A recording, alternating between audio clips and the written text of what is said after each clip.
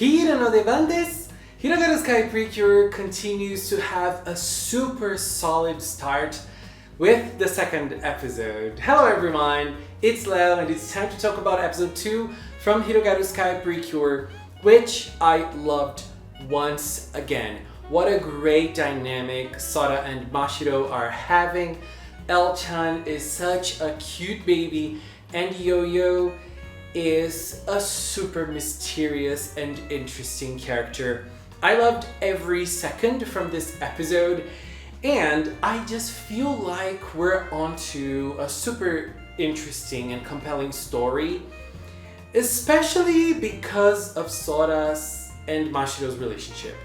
They are amazing together. And I must say, I'm really impressed with Mashiro's character. I was expecting to like her, but I was not expecting to like her as much as I did in this episode. I feel like she has a potential to become one of my faves. And before I forget, I must highlight the soundtrack. It feels very different from what we've had in PreCure lately, and that's not a bad thing, that is a good thing. Even though Shiho Terada did amazing scores for the last few seasons, I really like the soundtrack on this one as well. It feels like it's really about a hero story. And this aspect of a hero story is also very nice when it comes to Sora's character.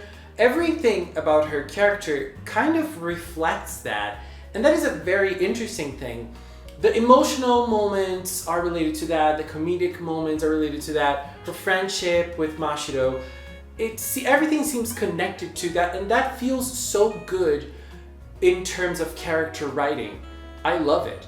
So we start the episode with a very funny scene of, Mashiro taking her away from all the people that are looking and thinking that's very funny. Even the police is coming and she ends up in Mashiro's house. Yo-Yo gets them inside, and after that little introduction, we can see some interesting tidbits.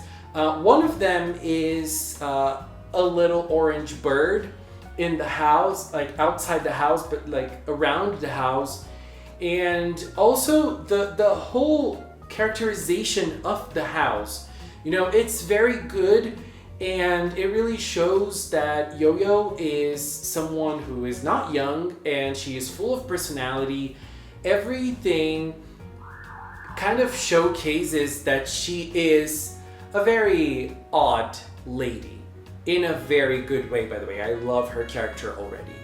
And everything that happens feels like something that she was already expecting. So we have the girls arriving with Elle, and then when they arrive with her, she kind of has everything ready. It was very funny seeing Mashiro run around, I have to buy milk for her. But then everything was ready to accept her. They have diapers, they have a milk bottle, they have milk, and they even have a spare room in their house to accept Sora and Elle to stay there. So I really like that. And another thing that I love is this talk about destiny, and things are meant to be this way. So this is not a chance meeting. This is a predestined meeting. And I love this kind of story, and the way Yo-Yo talks to them about it, very nice. And then we have other amazing scenes of Sora and Mashiro talking in Sora's new bedroom. I loved that moment that Sora gets in one knee and says, "I'm your knight now." And I love Mashiro's response. "I don't need a knight, but I can be your friend." That moment, it was so iconic. I loved it. I'm honestly crazy about that already. The way Sora felt asleep very fast because she was super tired of everything they'd done before, that was also another thing that I loved immensely. And then on the next day, they're gonna buy clothes for Sora, and Elle stays with Yo-Yo. When Elle stayed with Yo-Yo, I was like, girl, Yo-Yo with this little baby, there's something there. And I'm really loving everything that is coming with Yo-Yo, because she seems to be this type of mentor character we've had this before in seasons like, for example, Heartcatch PreCure that we had Kaoruko, and even in Star Twinkle we had a little bit of that, even though that wasn't necessarily related to the PreCure portion of Star Twinkle, more the human portion of it, especially with Hikaru. But I love when we have older people helping the younger generation, you know, deal with lots of things. And I feel like Yo-Yo is going to play that role. But before we get to Yo-Yo, we have some amazing moments with Sora trying to get the gist of living in our society. We had so many fun moments of that. That was so cool. And this is another thing that I wasn't really expecting from Mashiro. I was expecting Mashiro to be kind of the shyer type, and not that energetic. But no, she actually has, and she brings a lot of energy to the narrative. A lot, actually. And I really like it. And when we compare her to Sora, I was thinking that Sora would be more of the energetic type. And she is more of the heroic type, actually. She's always trying to defend and protect, but her energy is not always up there. I feel like they both share a nice energy, a nice balance of energy. Both of them bring a lot of energy to the show, and I also love this dynamic. So there are certain things about Sora's character that I love. For example, when Sora gets to choose a costume for her, clothes for her, she can't, because she is so focused on her goals of being a hero that this is something that she doesn't care about. And now that she has to, she just cannot find a way to do it. And she asks Mashiro to do it for her, and that was so sweet. And another thing that I love, those scenes of characters changing clothes, you know, bring in the fashion. I love that in every type of media, movies, series, anime, bring it on. I just love seeing different costumes and different styles, and Sora rocked all of them. She looks amazing. What a fashion queen she is already. Unfortunately, Mashiro didn't change with her. That would have been nice to see. But then we get to Sora's actual attire. That was very sweet. And then she gets the pen in her. Love that so much. And then I feel like we start getting a little bit more personal with the story of the hero. And it's a very simple story. We get to see Sora as a child. I wonder if that forest in Skyland will play a role later on. But she gets to be saved by this big hero. It's the same hero that appears in the opening. In here, we cannot see her clearly, but we can see a different shot of her back, actually. And this is another thing that I love. When you see someone you admire, you look at them acting, and you usually see their backs, and then they inspire you. This is something that I see a lot in Japanese media and like music. So I find that interesting as well. And that shot of hers makes me wonder how she's gonna be like. I love her design. And there's a comparison I wanna make a little later on. And then after sharing this with Mashiro, I feel like it gives both of them intimacy a little more intimacy, you know? And the way Mashiro takes care of Sora is so sweet. Like when Sora fell asleep, she covered her, and you know, it's their own way of taking care of each other. Very new to both, but they are taking care of each other, because then we have the battle scene, and in the battle scene, we have Pure Sky taking care of Mashiro. Super sweet.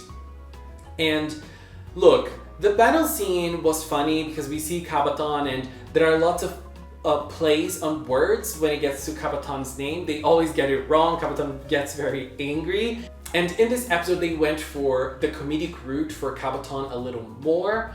I feel like in the first episode, they also did, but Kabaton was a little more ruthless in the first episode. And then this one, he was like 100% the funny type of villain. And it was nice, you know, seeing him eat all the hamburgers baby, I totally feel you on that, and getting very angry and wanting to win against your Sky. And one thing I actually enjoy about this, the monsters, the Lenborgs that he creates, that happened in the first episode and happened again in this one, they create some sort of havoc in the city and in the streets. I like seeing that, a little chaos. And then we have Mashiro and Sora getting ready for battle. Actually, Sora getting ready for battle. And again, we have the moment of Mashiro holding Sora's hand and actually holding Sora's arm and noticing that Sora was still scared. She is not 100% ready to be the hero. But that is what she is trying to be. She's giving it her all, even if she's not brave enough. And she is holding Sora's hand. She's noticing that about her. But Sora stands up and fights nonetheless, and she becomes Cure Sky once more, and she fights. And I feel like the fighting scene of this episode, it lacked a little bit of dynamism, but it was still cool seeing Cure Sky fighting. The way she jumped, the way she kicked, the way she punched, and she felt very strong by holding those attacks back. It still doesn't feel like OG PreCure or Go Princess PreCure, but still it was nice to see, especially after the last 2-3 seasons that didn't have dynamic and intense battles like this. So that was nice to see. And one of the things I'm really enjoying about this, I love how the transition between the actual battle and the finisher is done. It doesn't feel like Cure Sky is using a finisher, a stock footage animation. It flows so well. It just feels like it's just a regular movement that she's doing, but no, she's actually using her finisher, Hirogaru Sky Punch. I really like that. That feels so cool. And then we have that amazing scene of Mashiro looking at Sora and saying, well, you are a hero. I saw a hero in action. That was so sweet. The ship is sailing. The ship is sailing so hard. I love this. And during the battle, we have some interesting moments of Yo-Yo. She was watching everything through her mirror. She was simply watching everything. And here's where the things I said of things seemingly ready for Sora's arrival come into play. Because she was holding L, and she knows who L is. We know that L is the princess of Skyland, and then she has L in her arms, and she says, she talks to L and she says, Princess L, but then she says, no, for now you're just L. Because the girls, they don't really know who L is, but Yo-Yo definitely does. And right now I'm a little confused. Did we actually learn her name in this episode? Or we just know it because magazine scans? Right now I'm a little confused about it. But nonetheless, she seems to know a lot, and she is following everything that Sora is doing, that Sora is going through. And I love that. That is gonna be so interesting in this, I'm pretty sure. And then we have Sora's notebook being replaced. And again, another very emotional moment for me, because we see in this story, in this episode, how being a hero is important to Sora. She basically molds her whole personality with this, and now Mashiro understands it. She probably didn't understand it very much in the first episode, but now she does. She can see it clearly. Yes, Cure Sky, this girl Sora, she loves trying to be a hero. That is what she wants to be, and she is trying her best to do it. And the destroyed notebook from the first episode now gets replaced by another notebook that, yes, it's there to sell toys, but not only that. There is an emotional attachment to it, because it was Mashiro who gave it to her. And it was not just like, oh, a notebook here. No, Mashiro was saving her money to buy it for herself. But no, she saw that it's more important for Sora to have a place to write down her hero stories and everything. That is what she's gonna do. And she gave it to Sora. What a lovely moment.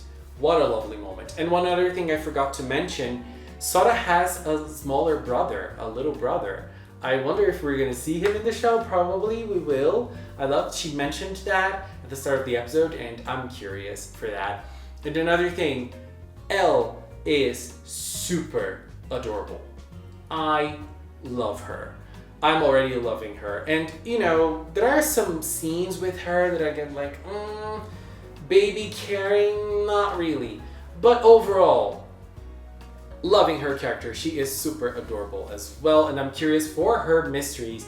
Princess Elle, who are you? Oh, sorry, not Princess, just Elle for now.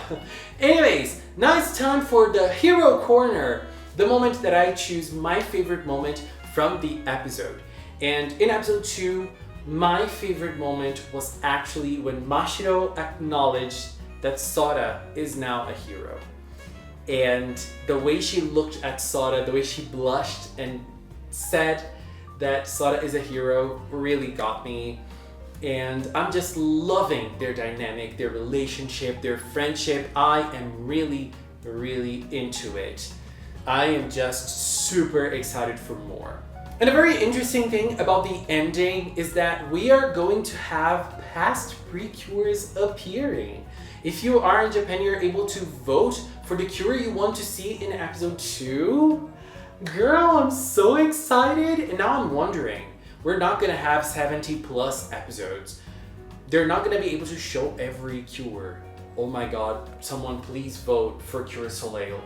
Someone please vote for Cure Soleil. She needs to be at least in one episode. Oh my god, I'm scared for her, okay? Vote for Soleil, vote for Macaron, vote for Fortune.